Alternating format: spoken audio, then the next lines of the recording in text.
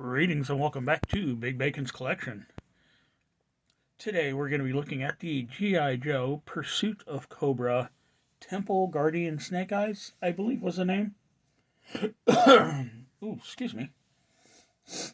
I'm sorry, but it's been so long since I actually bought this figure that I do not remember the name listed on the card. Unique factor about this, every Snake Eyes comes in all black, covered head to toe, with two exceptions. One being the two-pack comic version that comes with him in a training gi, basically a ninja outfit. And then this one, where he's clad more as a samurai than a black ninja. And that's the appeal of this figure, is it's different than the others. So as always, we're going to start by looking at the accessories. We're going to look at the figure, check the articulation, gear him up, and get him on the shelf. I'm going to apologize ahead of time because this guy came with a buttload of stuff. So I just happened to kind of nitpick what I wanted to display with him.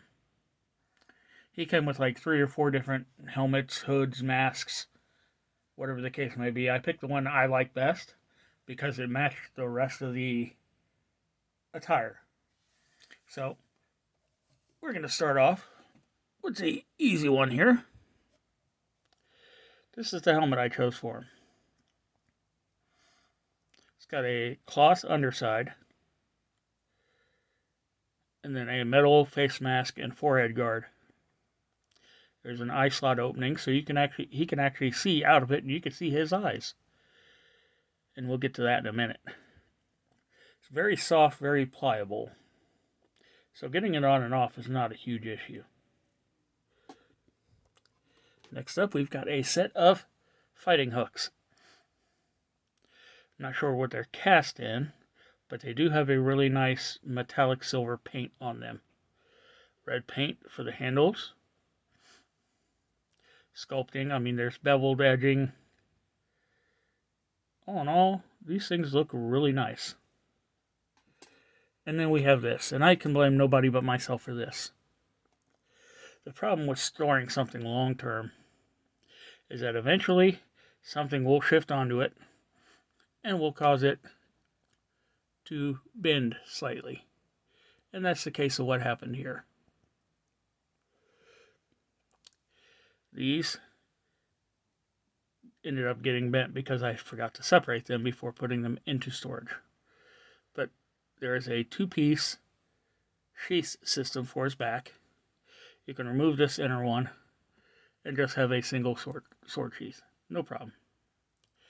Adding the second one in, well, let me rephrase that. This second one, with it not having a peg, makes it a really nice display piece for that hold the sheath, hold the sword, pulling it apart look, which is great. Me, I display them double-sided like this.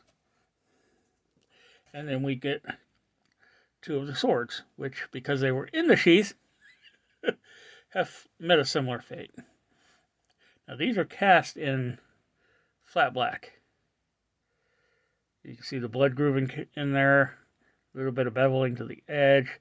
Even has what looks like a metallic flake coloration to it.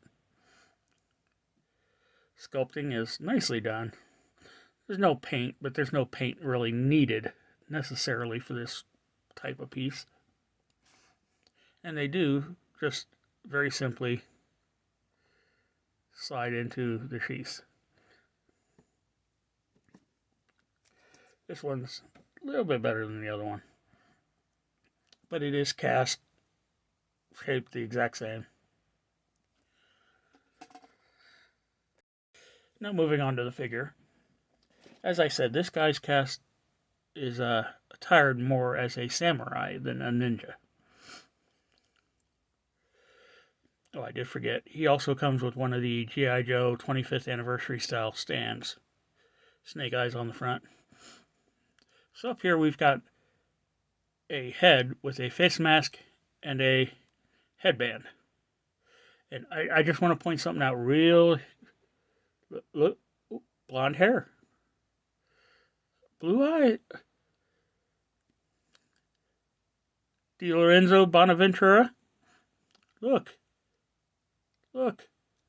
Look. Mr. Bonaventura. Stop fucking up our movies. Anyways, back to the figure. So he's, from the shoulders down, he's got the standard style undergi, baggy pants, long sleeve top, and that's all done in black.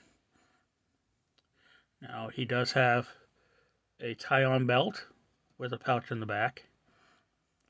He's got an armor-style chest plate held on by ropes that attach to a plate in the back. Armored shoulder guards, armored greaves, even the back of the hands have armor plates. Coming down here, we've got the older style. These would traditionally, I think, be made of leather, but they're painted to match all the metal parts, so, choose your own adventure with that. Once again, strapping. Along the legs, he's got the black wraps coming down to the sandals, the split toe sandals. So all in all, I mean, look at the detailing on this chest plate. And it is continued in various ways along the rest of the armor. It's a very cool looking thing. Articulation, head is on a ball joint, only looks up that far, down that far. Got some good tilt with this one, and rotation. Arm. This is a very soft rubber on the shoulder plate, so you can get it up to 90. Just don't leave it there too long, you'll kind of warp the shoulder plate. Arm will rotate all the way around. Single jointed elbow comes up to just short of 90, rotates at the elbow. Hand rotates, other hand rotates, no hinging on the hands. It's got that mid-torso cut that allows for some rotation. A little bit of front and back. And not really any tilt, though. Legs, Jean-Claude Van Damme. That's right, punk. He's doing the Jean-Claude. Well, he's a ninja. He's supposed to. Kicks forward that far. Even back a little bit if you come out with it. Double-jointed, semi-pinless knee. That's right. No pin, pin. Funny how that works. Foot rotates, hinges back that far, forward that far, but no rocker. So, let's get him geared up, shall we? This thing pegs right into the back, and it gives a nice outline to the figure. We're going to put the hooded helmet mask on him. And look, you can see his eyes and his blonde eyebrows through the helmet. Blonde. Blonde, D. Bonaventura. Fuck you, man. Simple plug and twist. We'll lock the hooks into his hands. And then it's just a matter of figuring out how you want to pose him. This one, I'm thinking I'm going to pose him with his feet on the stand. Duh. And just cross the blades. No, it has to keep the weapons in its hand. And there we have him. So what do you say we get him up on the shelf?